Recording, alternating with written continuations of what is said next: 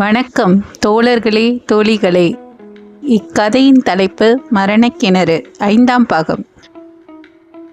முன்பாகத்தின் கதையினை காணாதவர்கள் கமெண்டில் உள்ள லிங்கை கிளிக் செய்து பார்த்துவிட்டு இப்பாகத்தில் என்னுடன் தொடருங்கள்.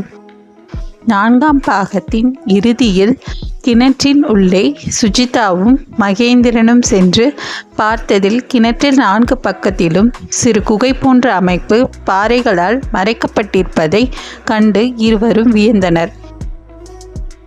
இருவரும் அக்குகையை கண்டு ஆச்சரியத்துடன் வியந்து நிற்பது வரையும் முன்பாகத்தில் கண்டோம். இனி என்ன நடக்கும் என்பதை வாருங்கள் காண்போம்.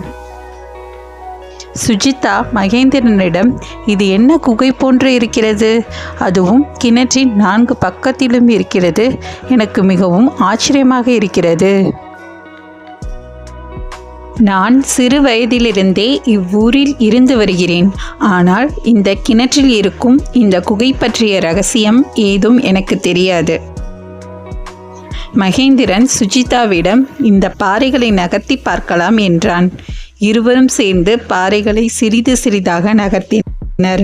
அப்போது பாறையின் உள்ளே இருந்து குகையை கண்டு மிகவும் அதிசயித்து போயினர். என்னால் இதனை நம்ப முடியவில்லை.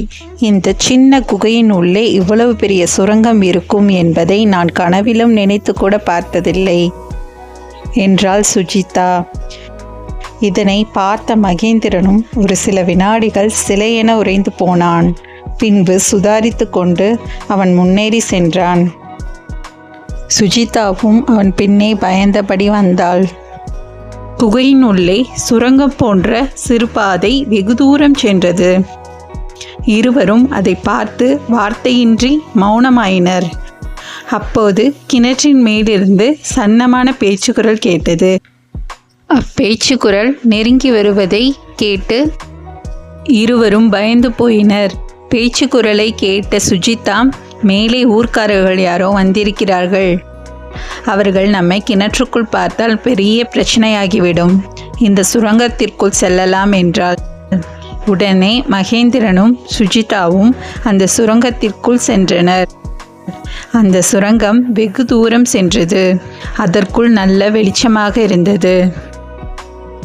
என்னதான் வெளிச்சமாக அந்த குகை இருந்த போதிலும் அவர்கள் கண்களில் இருந்த பயம் அந்த இடத்தை இருள் சூழ செய்தது.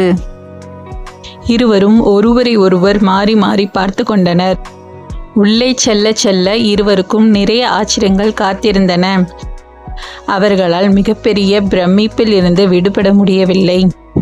அப்படி அவர்கள் அந்த குகைக்குள் கண்ட காட்சி என்ன, அவர்களுக்கு அடுத்து என்ன நேர்ந்தது, அவர்கள் அந்த பிரமிப்பிலிருந்து எப்படி மீளப் போகிறார்கள் என்று அடுத்து வரும் பாகத்தில் காணலாம். நன்றி, வணக்கம். அடுத்த பாகத்தில் சந்திக்கலாம். மர்மம் தொடரும்.